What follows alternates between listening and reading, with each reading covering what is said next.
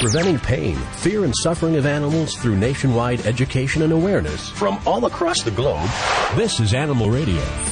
Oh, holy moly. Geez, I always say we have a great show coming up, but I really mean it. Today, we have a really good shoe. If you're living in Southern California and you don't have a dog, how about renting a dog? Details on the way. Also, mandatory spay legislation for Californians. They're talking about that. It's already enacted in Santa Cruz, California. Details on the way. Your phone calls at 1-866-405-8405. Also, we're going to go in depth.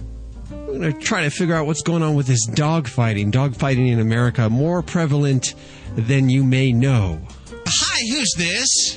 This is Rosie in Los Angeles, California. Hi, Rosie. How are you doing? I'm fine. Listening on Coast 103.5, I imagine. Yes, sir. Oh, please don't call me sir. That's my dad. Oh, sorry. Okay. That's just how. Yeah, what can we do for you? I had a question. I have a slight problem with my cat. Around springtime, he tends to attack birds, and he tears their heads off and chews on them, and then later on he becomes sick and he vomits the head. But just the whole process of him doing that, I don't know how to stop him. Wow, is he bringing you gifts? Does he think they're gifts? Yes, they always wind up on my porch. Lizards, mice. The birds I feel really bad for, though. Sure. Because they usually are baby birds. He catches those. Yeah, Judy, you have the same problem because you have actually Nike, the studio cat, that brings you all kinds bugs and all kinds of things as a gift. They mean well, don't they? Yeah. Is there any way that you could keep your cat inside, or is he an outdoor cat? Is he an outdoor cat? He is pretty much an outdoor cat. He does come in the evenings, and he sleeps with me, but during the day, he insists upon being outside. Do you have bird feeders, anything that are bringing the birds to your house? I have trees. I have lovely fruit trees, and they just love to nest in them, and just they're everywhere. I get hummingbirds and the little sparrows, and I get the little finches, and I get your common wren, Ah, beautiful. It sounds wonderful. It is, but I feel so bad. It's nature. And what is his name? Is it a he? It is a he. He has been fixed, and his name is Soot. Soot. How did he get the name Soot? He's an all-black cat. Okay. And he just reminded us of the ashes that come out of the fireplace when we clean it, just black and... And now I'm thinking all black, and I'm trying to think what a collar might look like on, because, of course, if you put a bell or something that makes a little noise around his neck, the birds will know before he even gets there. Guess what? We have tried that 3 times, and I don't know how, but he managed to wiggle his way out of each and every one, and we have no idea where it is. Oh, well, this is a tough one, though. Yeah, he sounds... He literally will just strangle himself, because we've made them tight so that way, it won't go over his head, but not that it's choking him, but still. He manages to get out of each and every one we have bought him. Ooh. Because we thought of that. Yeah. That's a tough one, unless you put a harness collar around him, and boy, I know how that cramps their style. Still have to be careful, because a harness, while it may not slip off, he can become entangled in trees and limbs and stuff and actually hurt himself. Right, jumping fences. Mm-hmm. Yeah. I agree. How do you react when he brings a bird to you, a bird head? Does he eat the rest of the bird? No, we'll find feathers all over the place, but no, the rest of the body is intact and sitting on the porch, and then we'll know to look for... Yeah. My cat was the opposite. He would eat the heads and bring me, or he would eat the body, and leave the heads. I'd open the door and have heads on my porch. When he does this, how do you react? Do you... If I catch him, I scold him. Yeah. If I don't catch him, I just sweep it up and throw it away. I don't discipline him when I'm not catching him, because then he doesn't know why I'm disciplining him.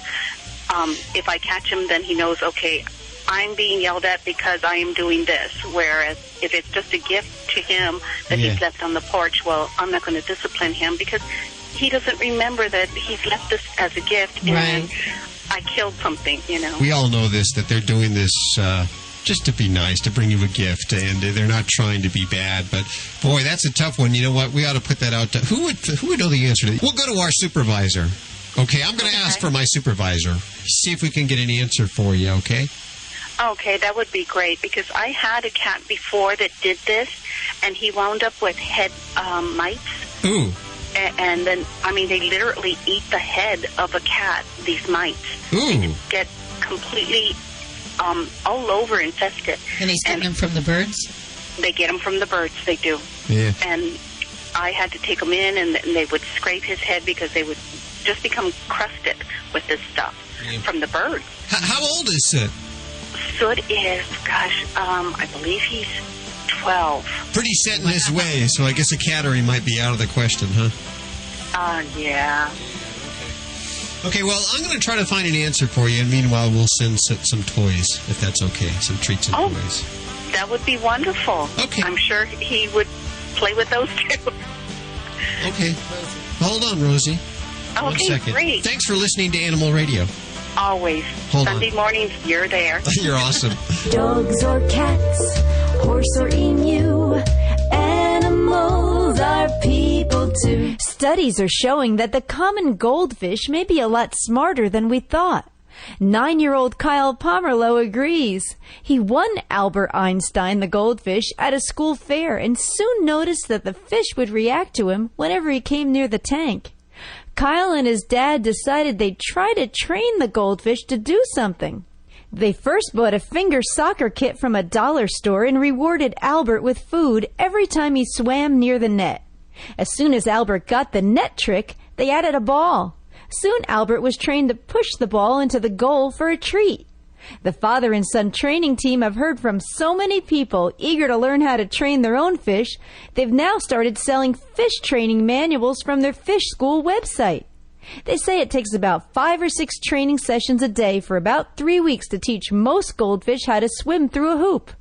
I'm Britt Savage for Animal Radio.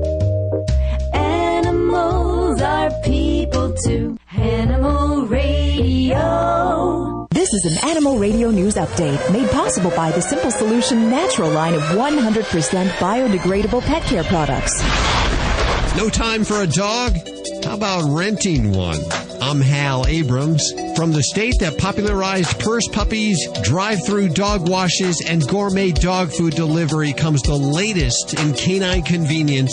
Yes, ladies and gentlemen, a company that rents out dogs by the day to urbanites without the time or space to care for a pet full-time. Marlena Cervantes, founder of Flex Pets, bristles when people refer to her 5-month-old business as a rent-a-pet service. She prefers the term shared pet ownership, explaining the concept is more akin to a vacation timeshare or a gym membership, more than a trip to the video store. Flex Pets is currently available in Los Angeles, San Diego, and for an annual fee of $99.95, a monthly payment of $49.95, and a per-visit charge of $39.95 a day, Cervantes has a 10-dog crew of Afghan hounds, Labrador retrievers, and Boston Terriers. Now listen up, for 15 years, the Aspen Animal Shelter in Colorado has gone a step further with a rent-a-pet program that allows residents and tourists in the resort town to take dogs out for a few hours or overnight for free.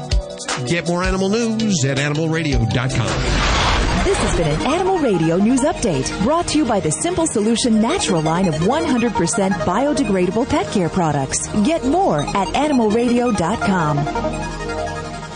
Earth-conscious consumers have an eco-friendly choice in pet care. The Simple Solution Natural line of 100% all-natural pet products. 100% biodegradable training pads. Biodegradable even by California standards. They'll biodegrade faster than an orange peel. Also, Simple Solution Natural Pet Stain and Odor Remover. A great alternative to harsh chemicals found in traditional household cleaners. Simple Solution Natural, based on a way of life. Find Simple Solution at Petco, PetSmart, or your local pet retailer. Did you know that dogs can get worm infections just from eating grass, and that those same parasites can also infect humans? Ew, gross. Thank goodness there's a safe and easy way to eliminate and prevent the major worms that infect dogs. Safeguard Canine Dewormer. Just sprinkle it on your dog's food twice a year. And that's it? Yep. For more information, visit www.safe-guard.com. That's SAFE-GUARD.com. It's the best way I know to protect my dog and my family against intestinal worm infections. Every year, there are thousands of pets in animal shelters across the country just waiting for a loving home. I'm Bill Mark with a very simple message. If you're thinking of getting a pet, please adopt. To easily locate your closest place to adopt, call PETS 911 toll-free at 1-888-PETS-911. It's easy, it's free, and it gives a pet a second chance at life. This public service announcement has been made possible by Animal Radio, a proud partner of PETS911.com.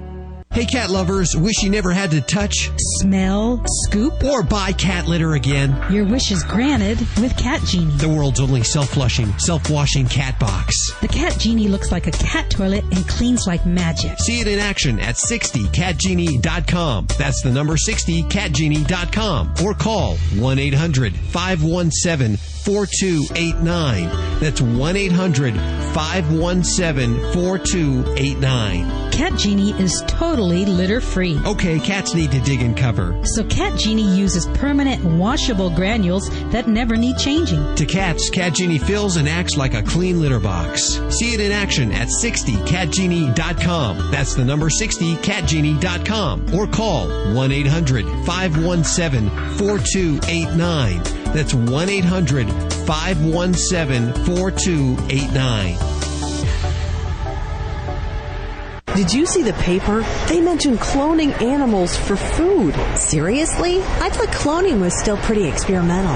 It is. Most of the animals die or are born with some sort of health defect. So why is the FDA going to approve it? I don't know. It's upsetting that the FDA seems to be ignoring scientific evidence that animals in cloning suffer. And the FDA says that it won't even label cloned foods. That's outrageous. Yeah, and we could be eating meat or drinking milk from cloned animals and not even know it. Is there anything we can do to stop this? You can. Contact the American Anti-Vivisection Society at www.endanimalcloning.org to learn more about the problems with animal cloning and to help keep cloned food off grocery store shelves. Cloning animals for food is not just about food safety. Animal suffering and other ethical issues have been ignored for too long and must be considered. To learn more, visit www.endanimalcloning.org. Just because we can clone animals for food doesn't mean we should. Did you know that dogs can get worm infections just by eating grass, and that those same parasites can also infect humans? Protect your dog and your family by deworming your dog twice a year with Safeguard Canine Dewormer. For more information, visit www.safe-guard.com. That's SAFE-GUARD.com. Preventing pain, fear, and suffering of animals through nationwide education and awareness from all across the globe. This is Animal Radio. Well, if there's one thing that's been on everyone's mind, especially pet lovers, over the last few weeks, it's definitely the dog fighting, the Michael Vick case, pit bull attacks in Reading, Pennsylvania. Boy, just a lot to keep the Humane Society busy, and I have one of their top dogs on. Hi, John. Yes. John Goodwin, manager of animal fighting issues at the Humane Society of the United States, joining us. Boy, a lot of news coming out this week in regards to Michael Vick. And what did you just learn, Judy, about... Well, one of the guys who was working with him actually pled guilty and said that basically that Michael Vick has sent him out to scout for places, rural places to hold the dog fighting in. Okay, so that's not good for Michael Vick's case. No. God.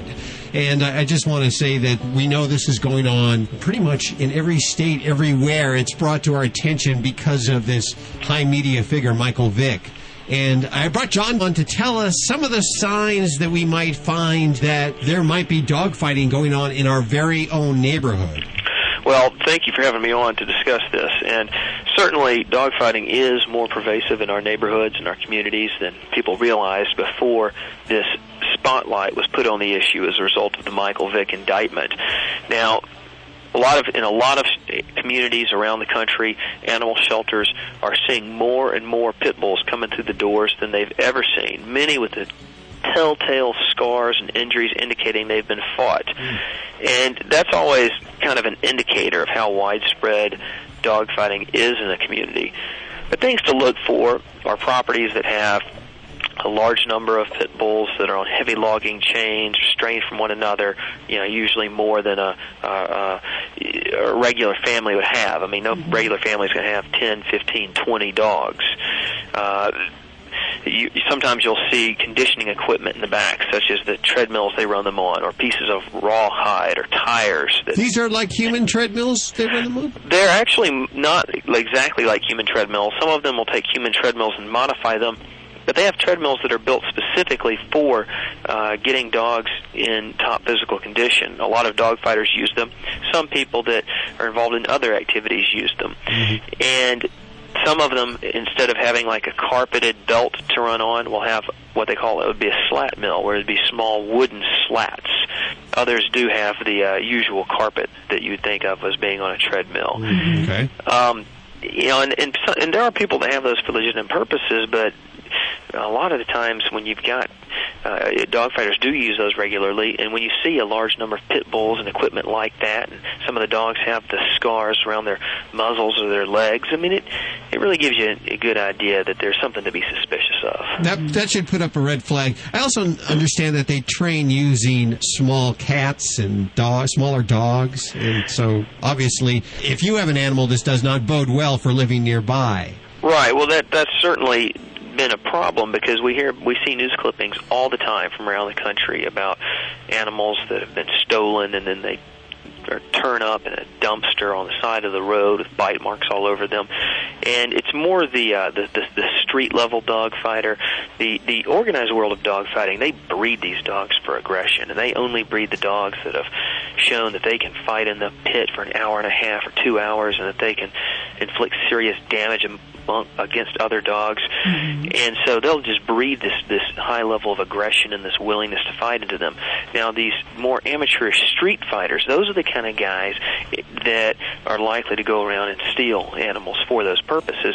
And unfortunately, those are the guys that's where you're really seeing the growth in this blood sport too, is among these street level fighters that just kind of fight these dogs in their neighborhoods, and they just dump the injured ones instead of taking them to vet care or anything like that. And it's a problem. Wasn't there a time when it disappeared for a while? Well, I definitely believe that while dogfighting may not have ever completely disappeared from our country, I do believe that as the various state legislatures around the country started to pass tougher and tougher laws, that it went into a steep decline. But there's been a resurgence of it, probably to the highest level we've ever seen just in the past 10 years. And I think a lot of that's been fueled by images in the pop culture. There have been certain rappers that have glamorized dogfighting in their videos or on the covers of their CDs. There have been movies that have been aimed at the same audience that buys those CDs, young men, usually from urban areas, that have, like, for example, Ghetto Dog and Ghetto Dog 2, that's Dog D-A-W-G. Those are two movies put out by Lionsgate Home Entertainment, a major motion picture company that revolved around this theme of dogfighting and kind of glamorizing it and putting it forth this idea of dogfighting as being a part of a lifestyle that young men would find to be desirable. Well, it was ridiculous. Doesn't the whole Vic case kind of actually popularize it even more? Well, it depends on how we handle this. Now, I do think that the outrage that the American public has shown would certainly demonstrate to a lot of people that, if you get involved in this, you just might be the scourge of the community, because Michael Vick's probably one of the least popular people in the country right now. But if it's handled wrong, I mean, it could certainly have that sort of negative effect. I think that it's important for people involved in humane organizations and community leaders and animal advocates to take this opportunity to take all of this attention that's on this issue and this sympathy for the dogs and this outrage at what happened to the dogs in Surrey County, Virginia, in this Vic case, and use it to advance this agenda of eradicating dogfighting from our country. How this is all going to play out depends on how we all, as a collective whole, handle this right now. I'm wondering if dogfighting is limited to pit bulls. Are there other breeds that are involved? Well, in the organized dogfighting world, where you have people that really understand how to get dogs turned into killing machines and prepared for these brutal fights, and they are really brutal. I've seen some real carnage left behind after these dog fights, because they'll fight for an hour and a half, 2 hours, sometimes 3 hours, and they just destroy each other. Those guys, 99% of the time, are going to use the American Pit Bull Terrier. Now, there are, in other countries like Japan, they have a breed called the Japanese Tosa. Pakistan, they have a breed called the Bully Cutta. But here in America, it's really Pit Bull. Now, there might be, though, some kids in a neighborhood that take an interest in this sort of cruelty and just kind of use whatever kind of dog they have access to. But it's really, with canines, they're pack animals, and while dogs might engage in short bouts to establish a pack hierarchy, they don't just naturally fight and fight and fight and refuse to recognize submission signals and just keep on going until the other dog's dead. That's a very unnatural behavior in canines. It's bred into these fighting bloodlines, though. These specific bloodlines of the American Pit Bull Terrier that are bred for fighting. Do you find the Pit Bull ban, or breed ban of, Denver's had one in 15 years now? 89. Do you find it to be effective in tackling this? Well, one of the things that we really objected to in Denver was the fact that there were a lot of people that had good, well-socialized pit bulls that were loving members of their family and that had never done anything to indicate that they would be a problem towards any people or animals. And hundreds of those dogs were just taken away from people and put down and killed, and that's just not an acceptable solution. I think what we've got to do is we've got to help educate the public about dog fighting so they're aware of it, so when they see signs of it, they'll know what they're looking at and they'll report it. We've got to educate law enforcement on the fact that this is an issue and how to identify it, how to deal with it. We got to get the judges to give out good sentences, and we need to get into the schools and reach young kids that could be prone to be being recruited into that sort of lifestyle, and teach them that animals should be your friends, not just tools that you use to fight to the death or fight till they're so injured they can't continue in these pits. Absolutely, that's where it all starts, is with the kids' education. We're talking to John Goodwin, manager of animal fighting issues at the Humane Society of the United States. Before I let you go here, you've given us a list of ways to recognize if this is going on in our own neighborhood. Who do we contact if we see this? I know that the HSUS offers a $2,500 reward. That's an open standing reward. That's right. That's right. Leading to the conviction of illegal dog fighting. But if we see it in our neighborhood, do we call you? Do we call our local authorities? Well, I think the first thing you need to do is contact your local authorities, people that have law enforcement powers and can do something about it. But for people that are interested in that standing reward we have, they can contact us through humanesociety.org, and if they bring forward information that leads to the arrest and conviction of someone for dog fighting or cockfighting or any other form of animal fighting, then they're eligible to get some money. If they go ahead and contact law enforcement, and then then communicate with us, and we can communicate with law enforcement to verify that these investigations are underway and these arrests are happening, then we can do something, and somebody can have an extra bit of spending money and also do something good for the animals at the same time. Very good. John Goodwin, thank you so much for joining us today. Of course, the website humanesociety.org, and links to everything you've heard on today's show at animalradio.com. You're listening to Animal Radio. You can learn more about today's guest at animalradio.com. Log on.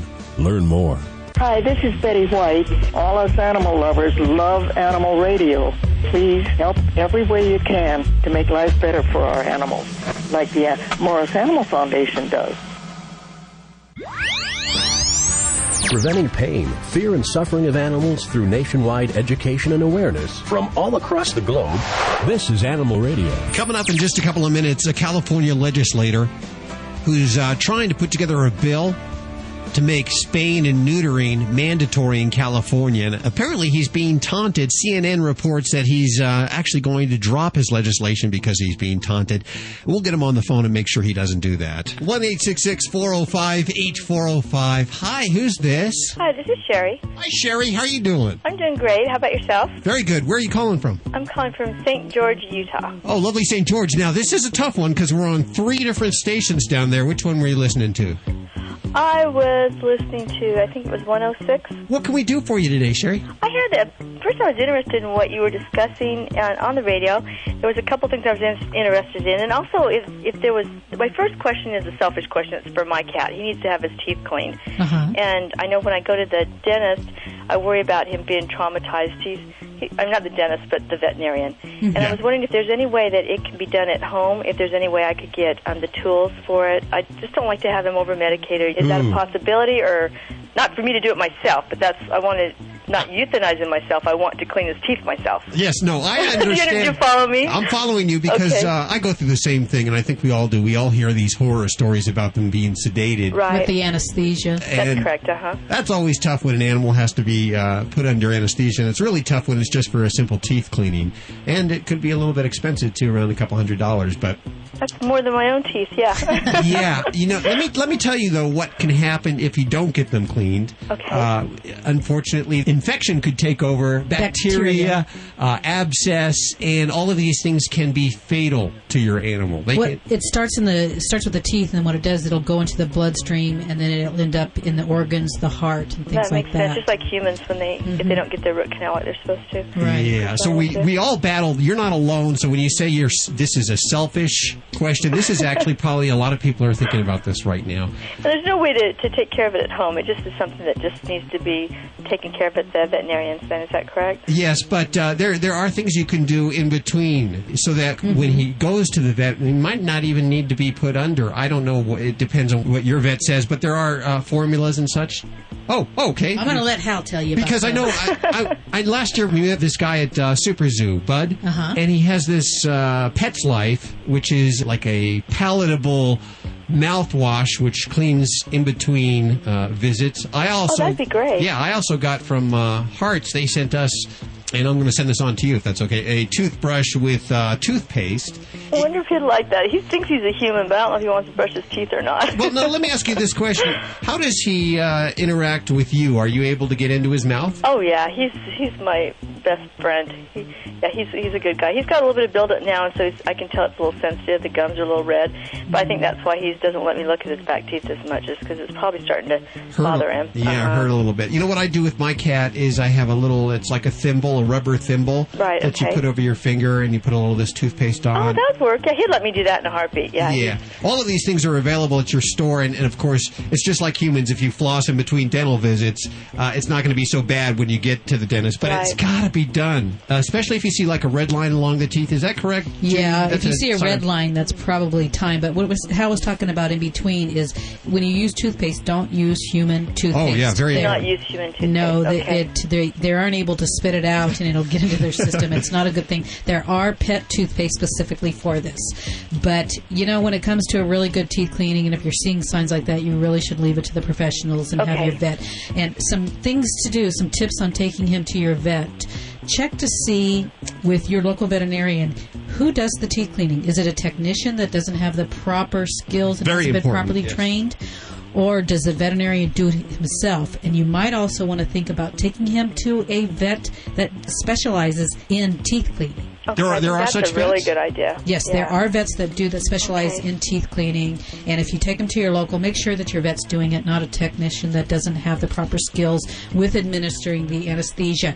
And if you're concerned about your animal under anesthesia, you can ask them to do a blood work. And what they'll do is do a previous blood work to check everything to make sure that your animal can get through the anesthesia. Let me ask you a question. They should be doing blood work anyway. They're not going to ask you. If they're going to put your animal under anesthesia, they need to do blood work prior. I know that, and I'm an idiot. If your cat's young and healthy, they may not think it's necessary if it's not showing any signs. And if it's your regular vet, you've taken him in, he knows his health history. Yeah, I know. It's been several years, but I lost a cat because it was over euthanized. So now I'm... You mean over and I'm sorry, that's not the word I'm thinking of. Anesthetized, yes. Really? You lost one to that? Mm-hmm. And that's why I'm so scared when you love something that much. And you go to pick it up at the vet, and you feel like you're trying to do the right thing, and now you don't have it anymore. What kind of procedure was being done? Who did it? And it was a long time ago, but it was in Utah, and it was actually a little cat that had to have a C-section. And lost all the kittens and lost the mother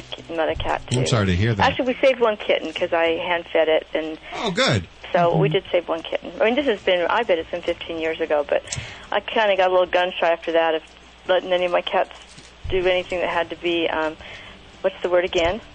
Anesthetized. I don't think I even said. Anyway, had to be put under the gas or whatever. Okay. Well, it's come a long way in 15 years. That's what I was going to say. We just got on the other line a doctor who's saying that it's come a long ways. It really has, and that there's new treatments, and you need to consult your vet and a veterinarian that you trust, of course, to do the job. And it has to be done, unfortunately. It's like changing the tires on a car. It's got to be done. Yeah, it has every to be 100,000 miles. And you got to leave it to the pros. Okay, yeah. Well, that's one thing I know I can't do. I might think I could clean the cat's tooth, but I know I can't change tires. So I'll put that in the same category then. Well, we're going to go ahead and send you some of these goodies that we got that'll help you.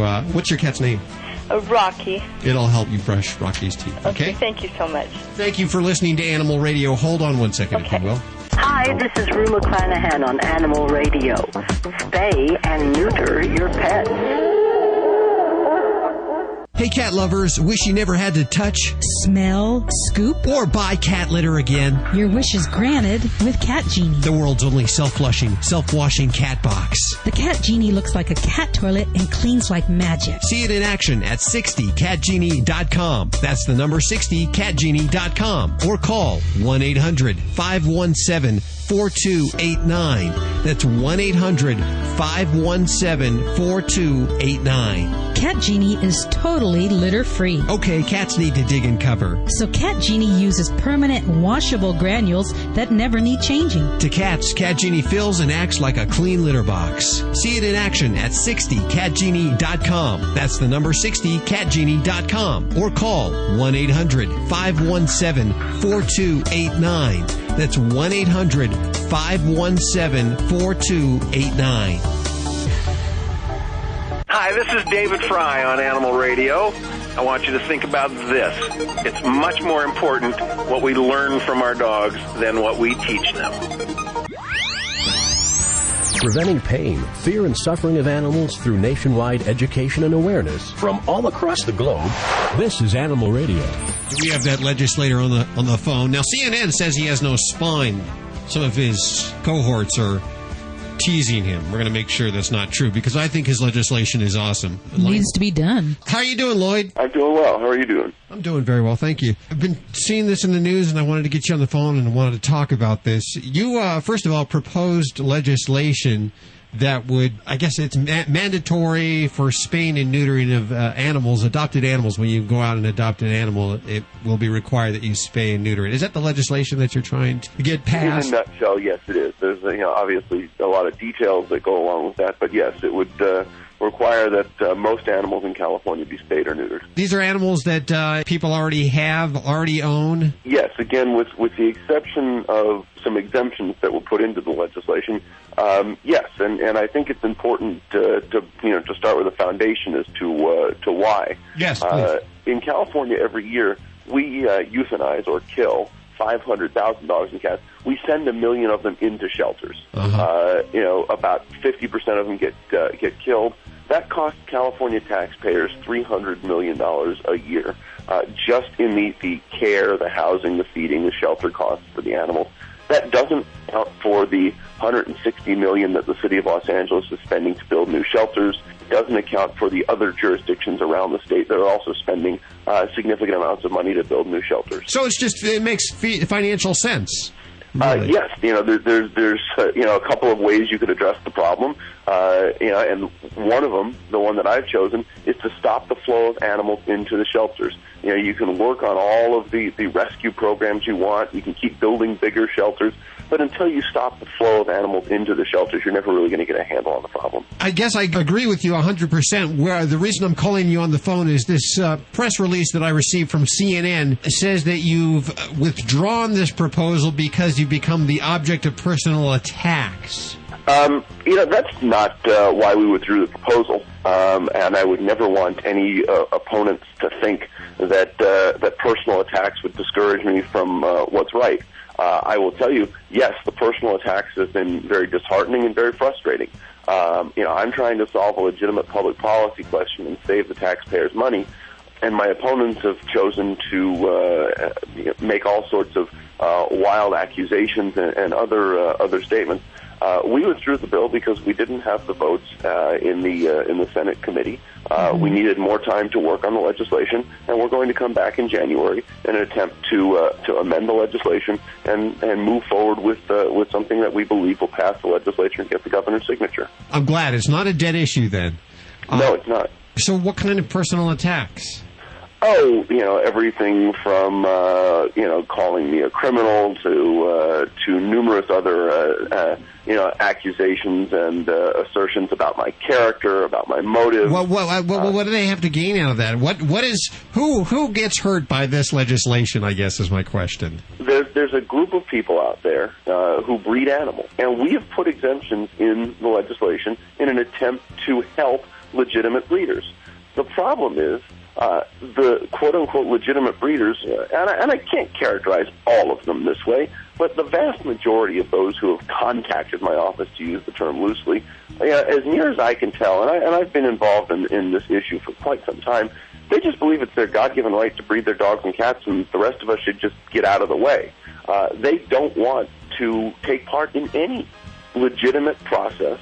They simply come back at the next committee and criticize the amendments rather than taking part in the process. Well, you think that breeders would be concerned about animals and would be concerned about all animals that are being euthanized because... Well, I'm sorry, I didn't mean to cut you off. It's interesting you say that because one thing that I've discerned, and others have pointed this out in their rhetoric in the committee, is my supporters talk about animals. They don't talk about their animals. They talk about the 500,000 that are being killed. They talk about the welfare of all animals.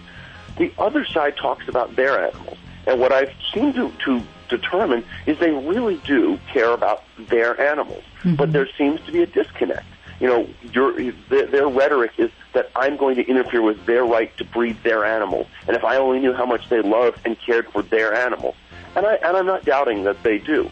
But it's the rest of the 500,000 that we're killing that they just seem to not acknowledge. And some of them directly say that the shelter workers are making up the problem, that it doesn't actually exist. I mean, when I say not acknowledge, it's not even a mental disconnect. It's an actual, the shelter workers are making this up. We don't have this problem in California.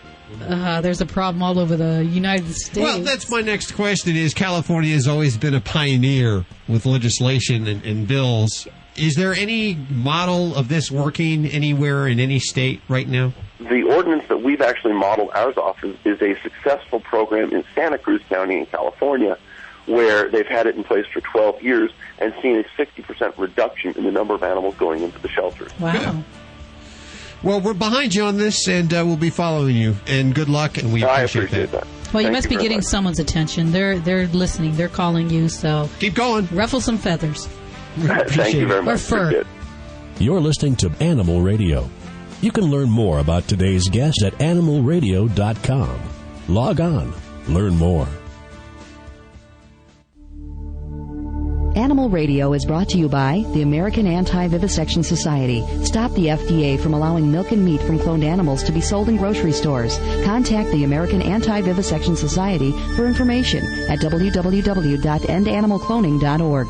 Hey, you know anyone who has owned a pet can tell you nothing is more frustrating than their pet soiling in the house. Often they do this in one spot, over and over and over again. There's a reason why your pets do this. Pets are attracted to their own unique body scent, which is known as their pheromone, and that pheromone is always left behind in every soiling. Therefore, it's natural for your pet to follow his keen sense of smell and go back to it. So the question is, how do we get the pheromone out so our pets stop resoiling in the house? Well, the good news is there's finally an answer. It's Get Serious Stain, Odor, and Pheromone Extractor. Get Serious is the only stain and odor remover with the ability to remove your pet's pheromone while also getting out the urine odor and any stain. Stop blaming your pets for resoiling when you used a cleaner that didn't get the pheromone out. And don't spend another minute cleaning up unnecessary repeat accidents. Pick up Get Serious today at PetSmart or visit PetSmart.com. Preventing pain, fear, and suffering of animals through nationwide education and awareness from all across the globe.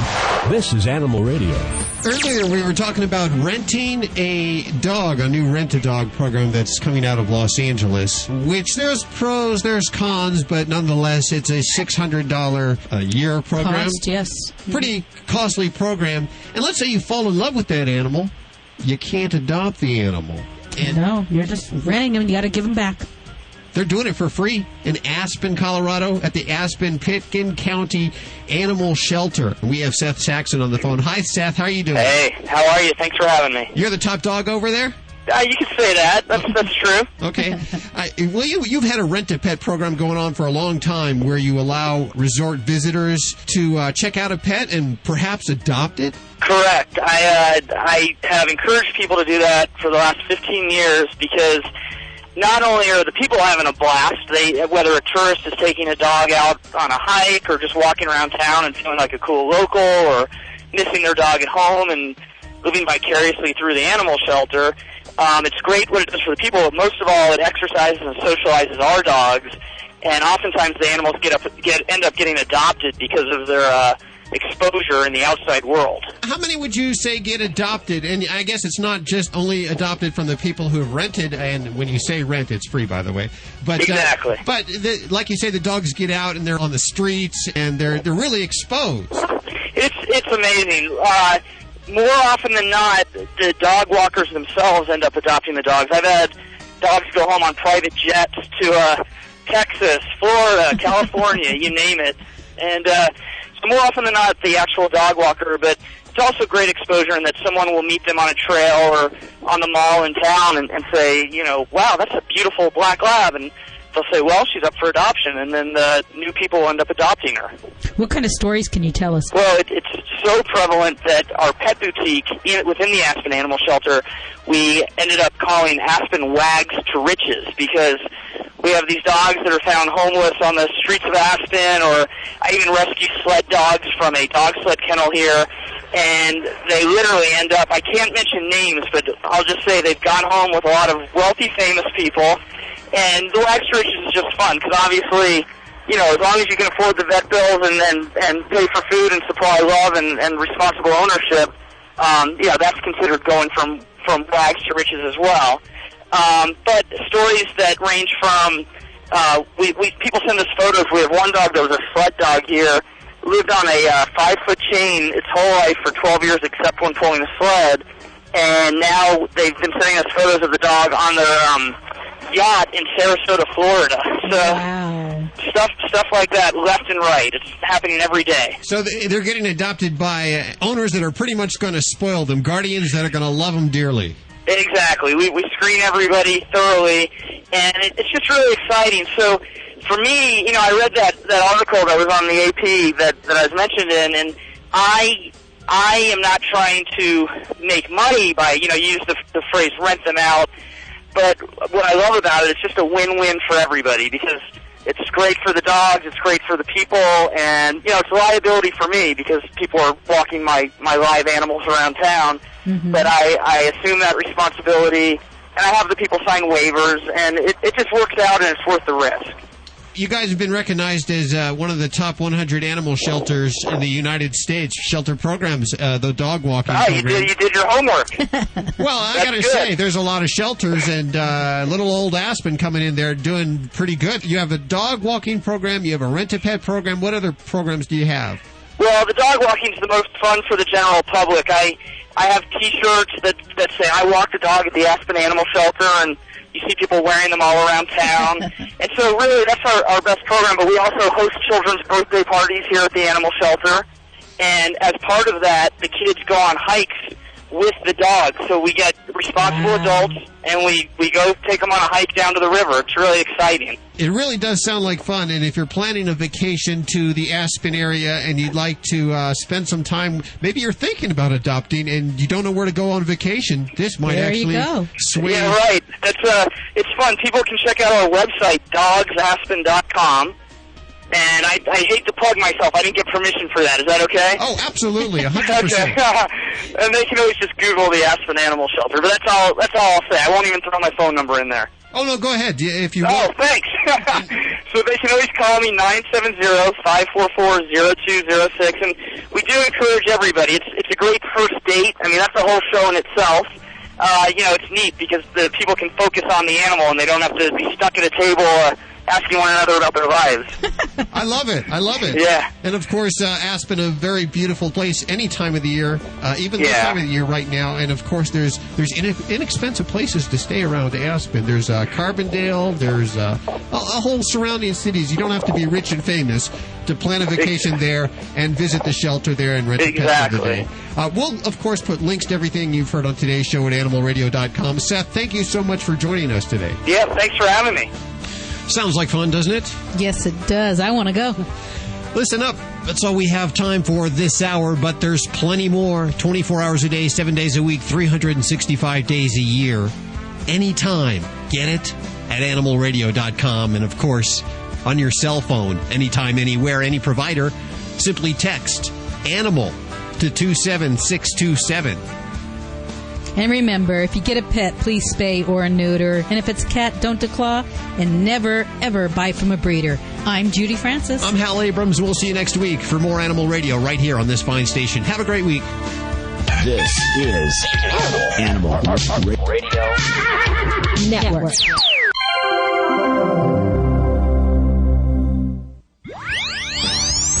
Preventing pain, fear, and suffering of animals through nationwide education and awareness from all across the globe. This is Animal Radio. And welcome back. This hour, we're going to green your pet. Yes, Animal Radio hopping on the old eco bandwagon. Going to tell you how you can save resources, valuable resources, and be a little more friendly to this earth. Also, the truth about fleas. Yes, you've been lied to. We're going to tell It's all been a big lie. Yeah, the truth today right here on Animal Radio. Dog beer and what is this? Kids in Charlottesville building dog houses? I think I'm going to listen today. 1-866-405-8405. Hi, who's this? This is Jane Cole. Hi, Jane. How are you doing? Doing fine. Hotter than hot. Well, where are you? Mayville, New York. Is that near Jamestown? Yes, it is. Okay, you're listening on a brand new affiliate there, WJTN. Thank you so much. Uh-huh. What is your question? Well, I tell you, my golden retriever, he's 4 years old. He had a growth right on the crease where his ear comes out of his head. Uh-huh. And that I took him to the vet, and he says it was a tumor, a skin tumor. Mm. So he set up a date. Okay, we went in. He operated, took it out, and he said it was a tumor on top of a tumor. Wow. Is that unusual? Yes. Well, I don't know if that's unusual, but that sounds pretty serious. Well, he had to wear one of these lampshades for, 2 weeks. Yes. He was going crazy. Yes. But it's all better now. It's healing. Now his hair's just got to grow back out. Mm. And my question is, will this reoccur? Well, that's something that your veterinarian can answer, probably more specifically than I can answer, because he knows exactly what's there and how fast it moves. Did he do a biopsy on it? I don't know. He didn't say he did. Okay. But he said he removed it. Yes. And I asked him, will this come back now? That he says we can't tell. Yeah, that's something. When's your next visit with him? Well, he doesn't have to go back. He went back, last Wednesday and had the stitches taken out. Yeah. And everything's doing fine. I would suggest that, you keep an eye on him and constantly feel him, not only around his ears where this one appeared. A lot of times if you massage your animal and kind of bond with them, you can feel him on an everyday basis, so you know when something's different. If you feel a little bump or something that wasn't there before. And I would just kind of keep an eye on him, because it's something, if he's had it once, chances are they could come back. And, of course, it would be recommended that you do go back to your vet every, I guess, periodically to check to make sure that it hasn't gone on. Uh-huh. Boy, I wish you could put him up to the phone and I could say, you know what, looks good to me. But unfortunately, every case is different. Every case is different. Well, I asked the vet if he thought it would come back, and he says he has no idea. Yeah, it's something. I asked him what what would have caused it. Uh-huh. And he says, well, there's several different reasons, but he didn't give me any. Well, that's something that you can't really point out, too. It could be environmental conditions. It could be food. It could be so many different things that it's really hard to put a finger on it. It's just better to get rid of it. Yeah, it could be congenital. Yeah, there's really just a variety. It's like humans. You know, when humans get cancer, you don't really know where it came from. Was it something back in 1966 or... Yeah, you know, really. And of course, you don't know. There are so many success stories with cancer in humans, and I would imagine the same with canine and feline. So, we wish you the best of luck. Can we send... What's his name? Tucker. Tucker? He's Sir Tucker of Snow Ridge. Sir Tucker of Snow Ridge. Can we send Sir Tucker of Snow Ridge some toys? Oh, he would love that. Okay, Jane. Thanks so much for listening to Animal Radio. Hold on one second, okay? Okay, we'll do. It was the craziest thing, Judy. You might remember Tucker, my brother's dog. Right. Got some flea bites. Couldn't see any visual flea bites. Thought the whole flea problem was gone, but the dog was still scratching. Mm-hmm. And we learned eventually that it could be an allergy to fleas, which can last, well, I'll ask the expert. I decided to get the expert in because I don't want to act like the expert here, okay? Dr. Heather Willis-Goulet, a board-certified veterinary dermatologist with Florida Veterinary Specialties in Tampa. Hi, Doctor. How are you doing? I'm doing very well. And yourself? I'm doing okay. I'm trying to get to the end of this mystery here about this, and I hear about this day in and day out. Oh, it's so common. My dog does not have fleas. I see scratching. Him. Yeah. I don't see him. Well, it's a hypersensitivity. I try to get my clients to understand it in the way that humans are allergic to peanuts, and they can't go on to even a whole entire airplane if anyone opens a bag of peanuts. It's a hypersensitivity reaction to the bite of one flea. And our patients who are itching are so good at removing fleas that they remove the majority of visible adult fleas while they're chewing and scratching. Mm-hmm. And that one bite, the allergen, they say, can last for 1 to 2 weeks and make your pet itchy. It's not just itchy where the flea bit your pet, but it's itchy in the whole entire flea allergic area, which is the rump, the tail head, the belly, and the hind legs. And sometimes it even spreads up toward the armpits. I'm seeing a lot of doctors usually go the route of steroids, at least assist with this. Is this the right course of treatment? Well, that's part of the symptomatic treatment to help your pet become more comfortable temporarily, but then it's our job to put an end to your flea problem and stop your pet from getting bit by fleas, and that's the primary way to treat and get to the root of the problem. I understand that fleas not only create a bite and they're a pest, but they also carry parasites like tapeworm, which I believe can be fatal, right? Fortunately, tapeworms are not fatal. Oh, okay. Fortunately, but they don't usually cause too much problems, but when owners notice little things coming out on the bottom of their pet or in the poop, they freak out, and so we really need to treat those. But they're a mild problem. Of course, they can take nutrients from the pet. One of the signs, like you say, coming out of your animal, is it sometimes it looks like rice? Rice on the bedding. When they dry, they look like little dry pieces of rice on the bedding or on the rump, around the tail area. And that's the tapeworm. Yes, that is a tapeworm, and they caught it. If your pets have tapeworms, they have eaten a flea. That's the only way they can get them. Oh, wow. Will it go away by itself? Or? No, it needs to be treated, and it's easy to treat. I guess first thing to do is get rid of the fleas with one of those, over-the-counter or veterinary recommended treatments. Adulticides. Yeah, there's a number of different types of products out there. Most of the ones that you put on your pet are called adulticides. And to just give some examples, there's Advantage, Frontline, Revolution, and those are all adulticides. There's also a pill called Capstar that's also an adulticide. And then those aren't 100%. So some fleas will eventually escape that, and they didn't used to. We were very spoiled the past 10 years, and those worked wonders for us. But the fleas, they love certain environments, especially Florida, and they're able to escape that. A certain percentage of fleas survive through that, and those fleas are able to lay eggs.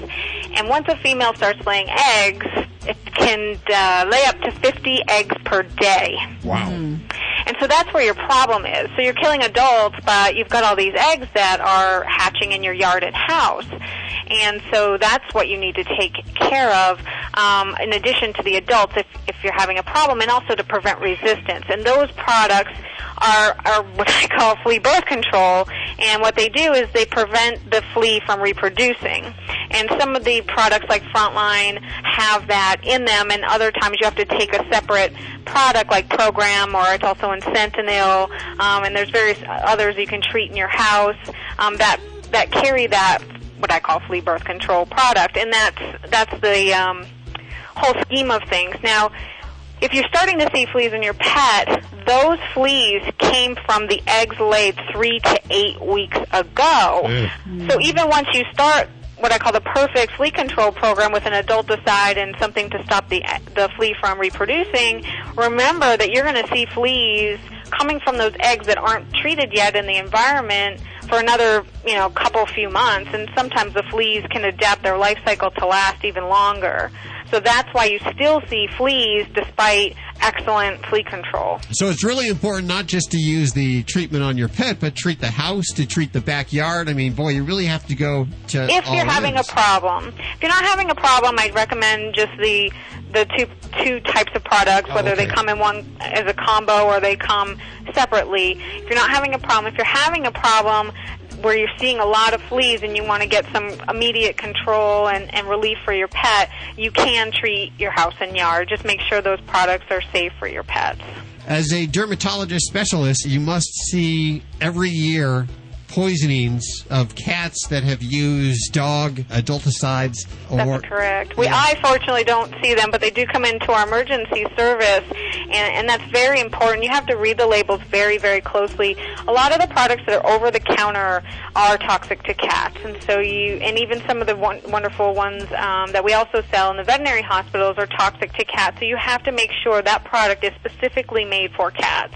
It's not just a toxicity, but unfortunately some kitties aren't able to tolerate it at all, and they do die. So that's something very important. Even with the prescribed amount? Well, if it's for a dog, it's not for a cat. Okay, but if it is for a cat, it should be safe. Is that correct? If it's labeled for kitties at the prescribed amount, it should be safe. There are some products that if you use more than the prescribed amount, it won't be safe. I hear about people saying, okay, well, I have a couple small dogs and a cat. They weigh about the same, so I'm going to take what I use on my dog and just put it on my cat. Ideally, the formulations are created to safely use on your pet per that tube or vial or whatever the way the formulation comes. And so unless your veterinarian has specifically prescribed it in that manner, you need to not use, like if it's for a 10-pound cat, you need to use the whole thing on your kitty, or you're not putting the proper insecticide level on your cat or your dog for that matter. And so then you're getting decreased insecticide levels, and you're going to get flea resistance and some fleas escaping and more eggs in your house and yard, and So use the right stuff is what you're saying. Yes, use the right stuff, use it as it's directed on the label, and use it as a preventative program, not just, I think, as humans, we like to do things, there's fleas and I'll just treat, but the best way to do it is preventatively, so you don't, because remember, once you see that flea, that means you've got eggs in your house and yard, and then you'll have a harder time getting under control. Okay. I'm kind of itchy over here now. I like itchy talking about it. The website is www.fvs.com. That stands for Florida Veterinary Specialists. They're open 24 hours a day. And they, I guess this is the way to go now. Specialists for everything. Your veterinarian doesn't cover everything now. You got to find the person who's going to do the best job. And then, of course, if they're having a skin problem, Dr. Heather Willis-Goulet, a board-certified veterinary dermatologist. Thank you so much. Oh, you're very welcome. Have a wonderful day. You're listening to Animal Radio. You can learn more about today's guest at animalradio.com. Log on. Learn more. Hi, it's Lisa Laporta from HGTV's Designed to Sell for Animal Radio. Please spay and neuter your pet. Do you know what you're serving for dinner tonight? If the FDA has its way, the milk and meat you see at the grocery store could come from cloned animals. And you won't even know because it won't be labeled. Cloning animals for food involves more than just food safety. Animal suffering and other ethical issues must also be considered. The cloning process uses hundreds of animals to produce just one clone, causing death or severe health problems for most of the animals involved. Just because we can clone animals for food doesn't mean we should. Contact the American Anti-Vivisection Society to learn more about the problems with animal cloning at www.endanimalcloning.org. That's www.endanimalcloning.org. And have a voice in what you are serving for dinner tonight. Animal Radio is brought to you by Get Serious, a stain and pheromone remover so easy to use, even men can do it. Hey, wait a minute. Don't take any more excuses, women. It's time to get serious. Get Serious is available at PetSmart and online at GetSeriousProducts.com. Every once in a while, there comes along a special group of animal lovers that stands strongly in defense of the voiceless. Animal People is that newspaper for people who really care about the animals. Animal People is published 10 times yearly. The publisher is a non-profit corporation dedicated to exposing the existence of cruelty to animals and to informing and educating you so that animal lovers worldwide can eliminate such cruelty. Your subscription is $24 a year. Get Animal People's fair and accurate investigative reporting from the industry watchdog. Visit our website at www.animalpeoplenews.org. That's www.animalpeoplenews.org to subscribe to the news for people who care about animals. Animal People. Subscribe today at www.animalpeoplenews.org.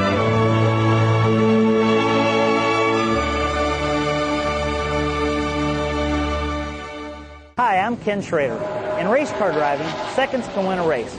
But to win the race against pet overpopulation, you need to understand the importance of spaying or neutering your pets. Every few seconds, hundreds of dogs and cats are put down in our country. Help fix the problem. I urge you to spay or neuter your pets. To find out how, visit pets911.com today. To find out about Spay Day events in your area, log on to pets911.com or call 1-888-PETS-911. Fido Friendly Magazine. Perhaps you can do without it, but for kibble's sake, think of your dog. At last, a voice for us traveling canines. Until now, few have taken mobile pooches seriously. After all, who appreciates warm shelter and a comfy bed more than a dog? Fido Friendly, the travel magazine for you and your dog. A quarterly guide to Fido-friendly accommodations in the United States and Canada. Because if Fido ain't happy, ain't nobody happy. Subscribe at FidoFriendly.com. Your dog will thank you. Preventing pain, fear, and suffering of animals through nationwide education and awareness from all across the globe. This is Animal Radio. And we'll go to the phones, 1-866-405-8405. Yeah. Hi, we have Arden Moore on the line.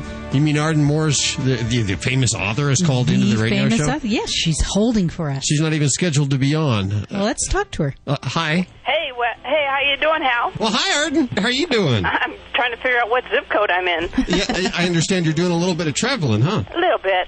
Sometimes even with my kitty cat. That's what I hear. What's that about? Well, Callie got to go on a satellite media tour to New York City.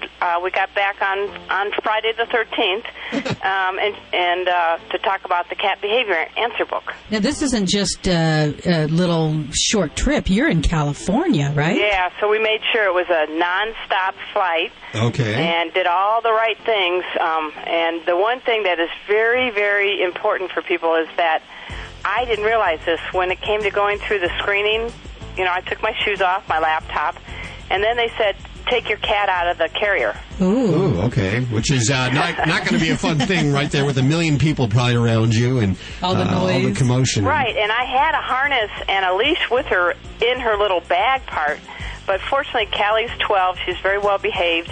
And I just did that deep breathing like, okay, I'm relaxed. She's going to hopefully think I'm relaxed. Went through the little screening, and that was fine. But on the way back, I made sure she had her harness on in the carrier, and then when it came time to pluck her out, I attached the leash. So if anybody has to travel with their cat, please do something like that, because you don't want a loose cat in the airport. Oh, no, you sure don't. So how did she react to the whole trip? She was quite typical cat in the hotel room. She did the perimeter crawl. I did spray her carrier with one of those, I don't want to say the product if you don't want me to say it, but the one that kind of mimics the facial feline pheromones. Right. Sure. So it kind of chills her out a little bit. and I made sure she had her favorite canned and food and treats, her regular kibble and her treats, and they had a litter box and, food and water bowl waiting for her. I gave her bottled water, and you know what? She was on the 20th floor overlooking Times Square. And I think she thought that second floor perch of hers, with the little cat tree looking at a bird feeder was cool. Imagine going up 20 stories. Sure. She was looking down at birds. She thought it was great. Did she get to ride in the cabin of the plane with you, or did she have to ride in the cargo area? I made sure that she had to ride with me in the cabin. I wasn't going to have her plucked down below. And she's very quiet in a carrier. I had her trained in the carrier. I brought her favorite little bed. So when we did the filming, it was interesting because we'd have to take a break. There'd be like 20 stations that wanted to put you on for 3 to 10 minutes.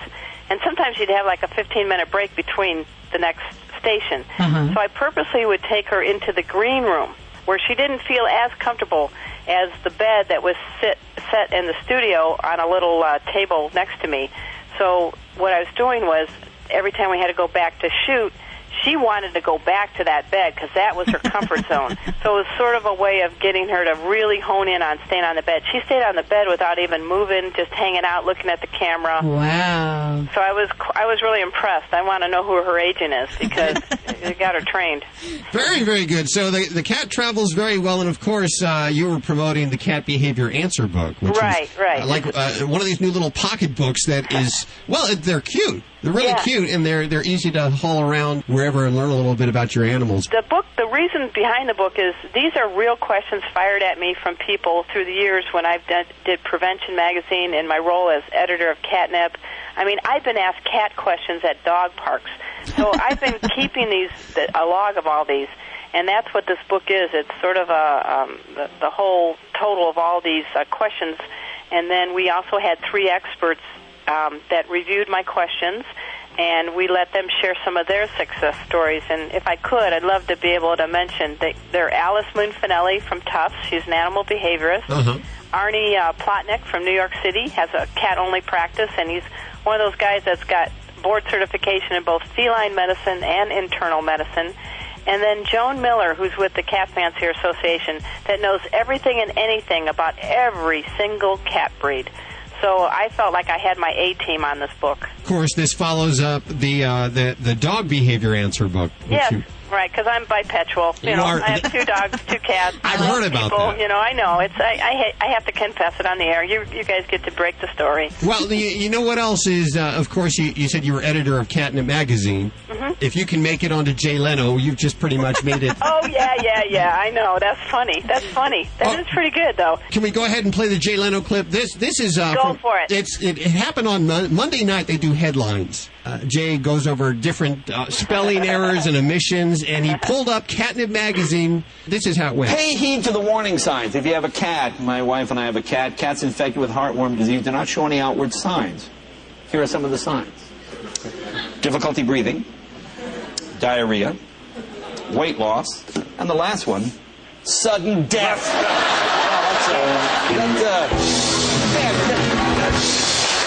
Is that still a symptom at that point? Doc, I noticed my cat had sudden death. What can we, is that a symptom of something?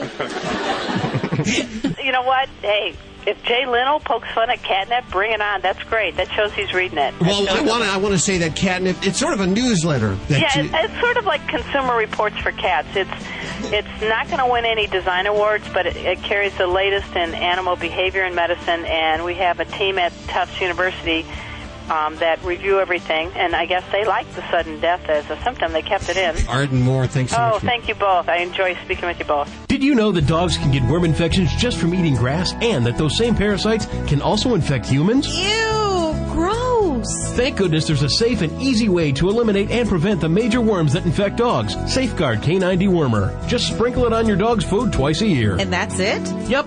For more information, visit www.safe-guard.com. That's SAFE-GUARD.com. It's the best way I know to protect my dog and my family against intestinal worm infections. Hey, cat lovers, wish you never had to touch, smell, scoop, or buy cat litter again? Your wish is granted with Cat Genie. The world's only self-flushing, self-washing cat box. The Cat Genie looks like a cat toilet and cleans like magic. See it in action at 60catgenie.com. That's the number 60catgenie.com.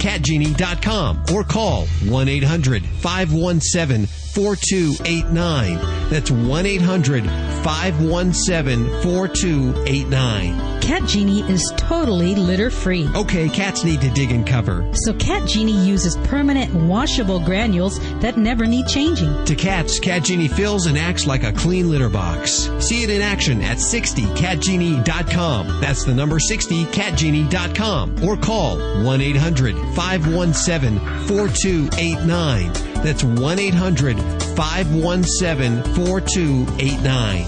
Hello, this is Loretta Swit, and I'm on Animal Radio. And please don't forget to spay and neuter. Preventing pain, fear, and suffering of animals through nationwide education and awareness from all across the globe. This is Animal Radio. Ever since that big Live Earth concert, I've been doing the best I can to cut back the resources I use, and especially in regards to my pet. Tracy Ann Main, she's with Pets 911, and they're leading the revolution. Hey, Tracy Ann. Hi, how are you? Doing very well. Glad to hear it. You're down there in hot Phoenix, aren't you? Absolutely. It's a little cold today. It's got what, down to 100? Exactly. Right on the nose. Now remember to keep those pets inside on hot weather like this. Of course, Pets 911 and your sister site, Earth 911, coming together to green your pet. Absolutely. And we're not talking about spray painting your pet. No, please don't do that. We're becoming more conscious, especially since that big concert. The big, what was it, Al Gore-aid? Something like that. I think it was actually called Live Earth. Live Earth. And we're all trying to figure out how we can do our part. And you've put together some tips for doing that, which is great. Tell us. Absolutely. Well, according to the Humane Society, there are 73 million dogs and 90 million cats that currently are in United States homes. Wow. So that means that household pets are actually consumers of valuable resources that we have. And these resources are like? Well, it could be their food, their toys, their collars, their dog beds, all of their treats, different things like that they get. If anyone's like me, they go to the store to buy one thing for their pet and they come out with about 50. So, they're definitely consumers, but they don't go to work. So we came up with a list to help people because green's the new black. The big one, of course, for us is to adopt your pet from a local shelter. Oh, yes. There are so many pets out there that are just absolutely adorable. I was just down at a shelter on Friday, and they just want a home. Mm-hmm. And we have the resources. They're there. They're wonderful pets. Many pure breeds are also in shelters. People aren't aware of that. Yeah, they always think that you have to go to a breeder to get a pure breed, but that's not true. There's breed rescues, and you can find those also at Pets 911. Absolutely. Another way is, Bob Barker said it best, help control the pet population, have your pet spay or neutered, which ties into adopting from a shelter. If we can get our pets spayed and neutered, then we can control the pet population. Less dogs and cats take up less resources, which is very green and very earth-friendly as well. I like that. Another tip we have is to find a vet near you, even if you've moved. I know in Phoenix, people tend to move about every 2 years, and they just might move from the west side of town to the east side of town, and there are great vets on either side. So if you could find a vet closer to your home instead of traveling back and forth, that reduces carbon emissions and helps to keep all of those levels down, everything we've been hearing about. And I want to remind people that you can find a vet in your area by going to Pets 911, just putting in your zip code right there. Absolutely. You can find a vet, you can find an emergency clinic, you can find a spay and neuter clinic. So all the things that we've talked about from adoption down the line. Okay. And plus, keeping your pet healthy also eliminates resources for medications or other things that might be needed if you wait a little bit too long to take your pet to the vet. Mm-hmm.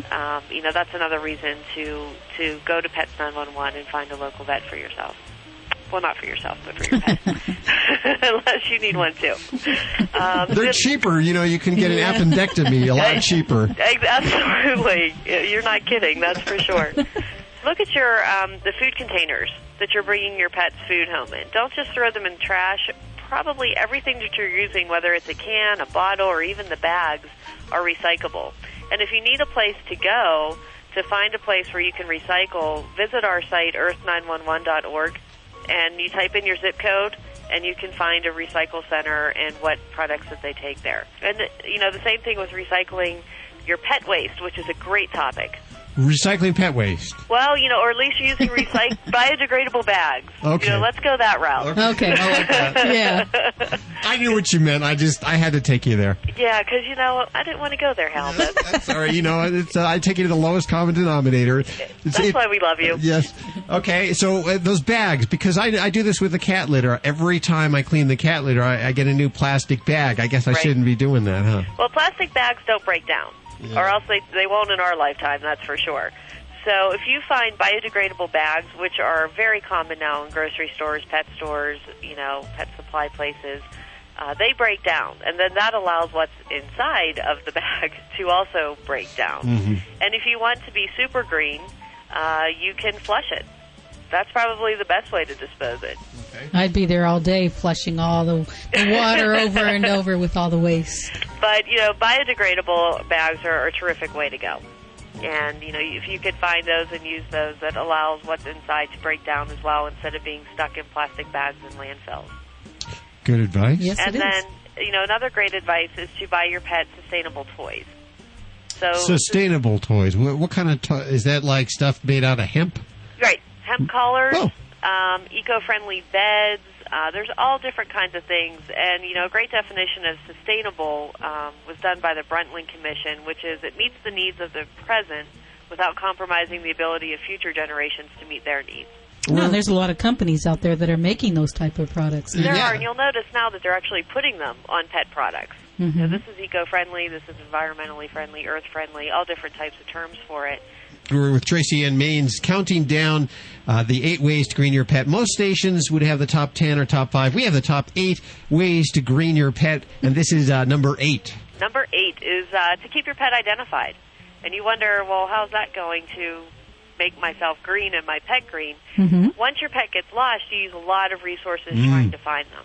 You hang up posters, so you're printing off paper, you're driving around looking for your pet, driving to different shelters, driving to different rescues. Now, it's not going to keep your pet from getting lost, but if you have your pet identified, if you have them tagged, microchipped, whatever the case may be, your pet's likely to get home faster and with you using less resources. And if they do get lost, again, you can post them to pets911.com, and we have a national lost and found database to help get pets home faster. And a lot of our success stories are neighbors who find their neighbors' dogs or cats or whatever the pet may be, a lizard. We've actually had a lizard found, so. Was it microchipped? Yeah, I don't think he was microchipped, but, they don't move very fast, so I think the neighbor was able to catch him pretty quickly. Which is good because it wasn't spayed either, so that could have been a horrible situation. Tracy Ann Maines, Pets 911, thanks for joining us, and of course, thanks for being a partner of Animal Radio. Oh, thank you for having me. You're listening to Animal Radio. You can learn more about today's guest at animalradio.com. Log on. Learn more. Hi, this is Anne-Marie Lucas from Animal Precinct and the ASPCA, and when I'm not out busting bad guys for abusing animals, I am home listening to Animal Radio. Every year, there are thousands of pets in animal shelters across the country just waiting for a loving home. I'm Bill Mark with a very simple message. If you're thinking of getting a pet, please adopt. To easily locate your closest place to adopt, call Pets 911 toll-free at 1-888-PETS-911. It's easy, it's free, and it gives a pet a second chance at life. This public service announcement has been made possible by Animal Radio, a proud partner of Pets911.com. Preventing pain, fear, and suffering of animals through nationwide education and awareness from all across the globe. This is Animal Radio. We've been talking about some great ways to green your pet. And, of course, we're not talking about spray painting your pet. No, or food coloring or dye or anything like that. Just like us, we use so many resources to raise a pet. And especially if you're one of those that spoils your pet like I do. You go through, and we just learned some things that I can do. Every time I clean my cat litter, I don't have to use a brand new bag, because I do that daily. You throw away the waste, right? Yeah, that's crazy. It's a plastic bag that won't degrade, thrown into the landfill. The cans that I open for my cat food, recycle. Yeah, or I could buy the bigger cans and put a little, put one of those plastic tops on. A great company who's gotten involved with the revolution, Simple Solution, a sponsor of Animal Radio, they have been for a while, and we thank them very much, has introduced the natural biodegradable line of products. And we have Angela Torrey on the phone. Hi, Angela. How are you doing? I'm doing great, Hal. How are you? I'm so glad you're involved and the company's involved with this screening of our pet, kind of making it easier on the earth and eco-friendly. And you've introduced 3 lines of products. Well, 1 line, but 3 products. We've got 3 different products. The most noteworthy product that we're most proud of is the Simple Solution Natural Training Pads. They're actually made with 100% biodegradable plastic. They compost faster than an orange peel. Okay, so you're saying it degrades faster than an orange peel, which is organic? Yes, exactly. It actually meets all federal and California compostability standards, which we all know California has very high standards for the compostability. So it's 100% biodegradable. Put it in your compost pile, and it will biodegrade faster than an orange peel within 7 days. It's just environmentally friendly, and you got to love that. Now, you've been in the training pad business for a while. You're not out here just for the first time. And what's really cool is training pads, they used to be like diapers, and you'd fill a landfill with these training pads. So they're not made out of plastic. It looks like plastic. It feels like plastic, but it's not. It's a corn-based blend technology. And how do the animals love it? They all the house training people that we've had calling us say that they've had no trouble house training. They love the switch. We do have our original products out there, the training pads that we've made for the past 12 years. We've got people switching over to the natural products now, and they're saying that they love it, and they feel like they're doing something for the environment, and they're doing something for their pet. And even the packaging that it comes in is biodegradable. Exactly. So whenever you pick up the package in the store and you feel the material on there, that is actually the material that the training pads are made out of as well. So we use the same material on the packaging as we do on the training pads. I'm going to actually give out a package right now, 1-866-405-8405. Now, you also have a pet stain and odor eliminator, and this is cool because this is natural. Tell us about it. It's all natural. We actually use plant-based mild cleansers and renewable corn-based ethanol as well. So it's a completely all-natural product. It has no animal byproducts in it whatsoever. It works great. It's got a wonderful fragrance. It's a ginger eucalyptus fragrance. And it smells great. It's light. It's fresh. It takes care of the immediate odor. And then within 5 to 10, 15 minutes, you will not smell any pet odors in that area. And it has a nozzle on it, too. This is a really cool feature that's not on our other products. It's got a targeted, customized nozzle. So whenever you put it down into the carpet fibers, it actually goes all the way down to the subfloor. So there's not any area that you're not going to penetrate with this solution. So you're going to get all of the stain, all of the odor completely out of your carpets. And this is safe to use around my children and my pets. Exactly, even if they groom themselves. The pets, that is, not your children. Yeah, they're 15, 20. I still can't get them, can't touch them. Themselves. Yeah. Right. So if they walk over it and it gets on their paws and then they turn around and they lick their paws, it's completly safe. And that's not it. There's one more. There's one more. There is. We also have the pet bathing shampoo. The really cool thing about this, it doesn't have any preservatives in it. Again, it has the mild vegetable-based cleansers, aloe vera, vitamin E. It's got some vitamin B5 in there as well. It's really foamy, so you don't have to, get your pet completely soaked in soap. It's really thick. You just need a little bit of it, and it cleans really, really well. And it moisturizes also, which we know is very important in the summer months, especially when your skin can get really dry. And this fragrance on this one is a sweet almond fragrance. So it's very, it's got a human type fragrance to it. You always want your pets to smell as good as you do. So. But they love it. They love the smell, too. They do. And they want to lick it, which is fine. It's all natural. They can lick it. They can do it. They can taste it if they want to. Well, it's a Simple Solution natural line of products. The shampoo, the pet stain and odor eliminator, and, of course, the natural training pads. We can learn more at simplesolution.com. Is that correct? That's correct. Simplesolution.com. We appreciate you guys sponsoring Animal Radio. Check it out. Links to everything you've heard. In fact, you want to learn a little more? simplesolution.com. Hello, this is Don DeLuise, and you're listening to Animal Radio. Love your pets. They'll always love you back.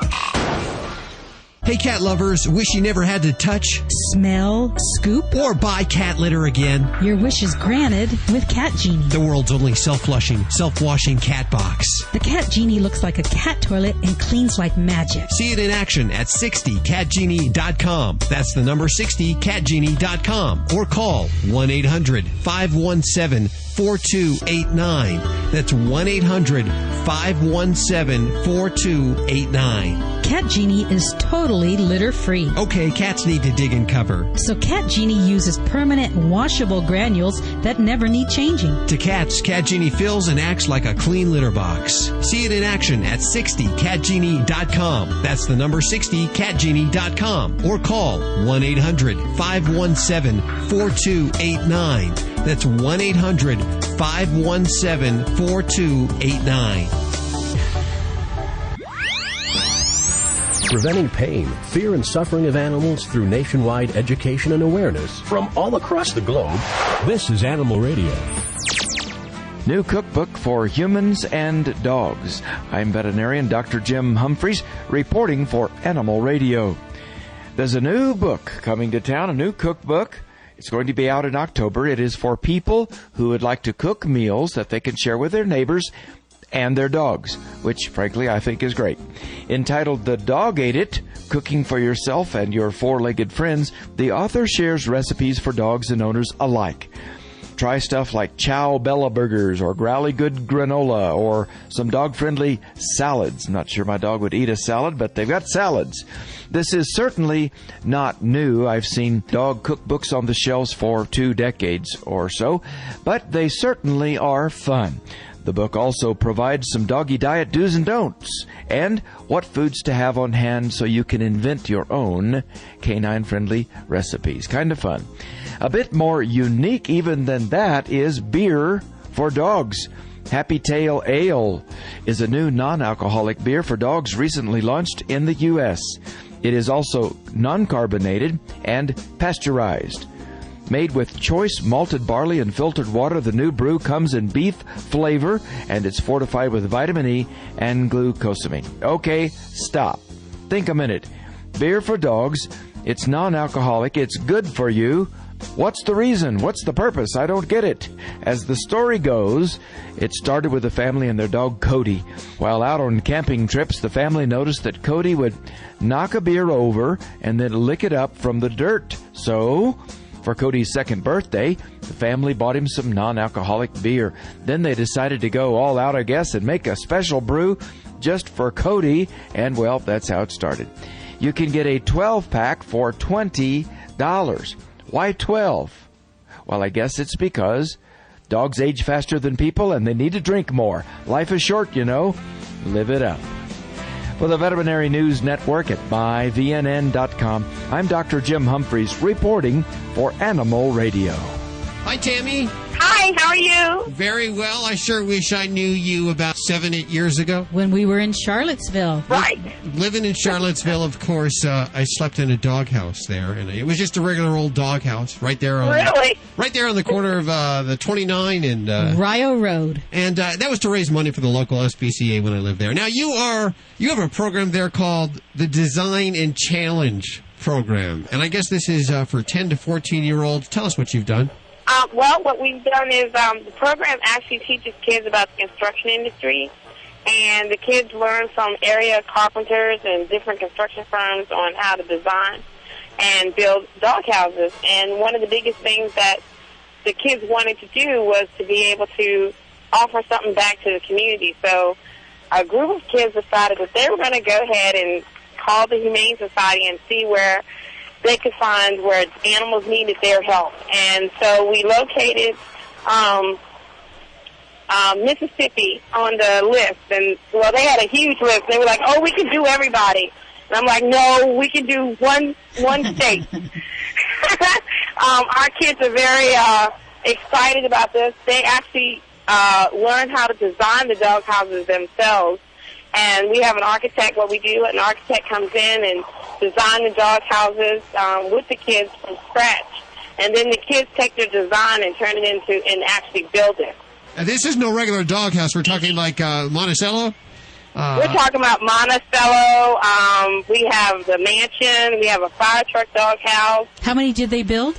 They have built over 115. Wow. And so since the beginning of January. And what happened was when the kids had an interest in it, I told them, we have to learn about Mississippi before we can actually build. So not only did we learn about how to build the dog houses, but we also learned about the weather, what kind of material we should use versus the material we use here. And so the kids had a great opportunity. And then we had our local SPCA come out and teach the kids about animals, care, and safety. So our kids want to do more than that. They want to be a part of the movement for the SPCA. And, of course, this SPCA was hit hard with Katrina. These animals that they're going to are Katrina animals, are they not? They are. And actually from, we had a little bit of trouble raising all of our money, so we only could send like half this weekend. And from my understanding, they love them down there. And we'll hopefully have the rest of the money by the end of next week, and we'll come back down, and hopefully the kids can join us. Well, I'm so glad that the kids are learning young about building a house and shelter for dogs. And caring for the animals. Yeah. Good news to come out of Virginia. There's been a lot of bad news recently. This is good news to come out of Virginia, and, of course, Charlottesville. And I remember Charlottesville, they love their animals there in Charlottesville. Yes, we do. Yeah. Tammy, thank you so much for joining us, and thank you so much for the great work you're doing. Well, thank you, and have a great day. Do you have a website you want me to give out by chance? No, but you can give out our phone number. We don't have a website. Our number is 434-953-4980. And our kids are looking to build more, so if anyone has a need, you can just let us know, or if you want to help us to raise money to continue this effort. Very good, and of course we'll put that phone number and links to everything you've heard on today's show at animalradio.com. Thank you, Tammy. Thank you. Have a great day. Good people doing good work. And that's all the time we have for this week. Remember, there's lots more. 24 hours a day, 7 days a week, 365 days a year. At animalradio.com. We're streaming online. Also on your cell phone, 24 hours a day. Let's say you're at the airport, 2 in the morning, you want to listen to Animal Radio, you can do it. All you got to do is text ANIMAL to 27627. And remember, if you get a pet, please spay or neuter. And if you get a cat, don't ever declaw. And remember, never buy from a breeder.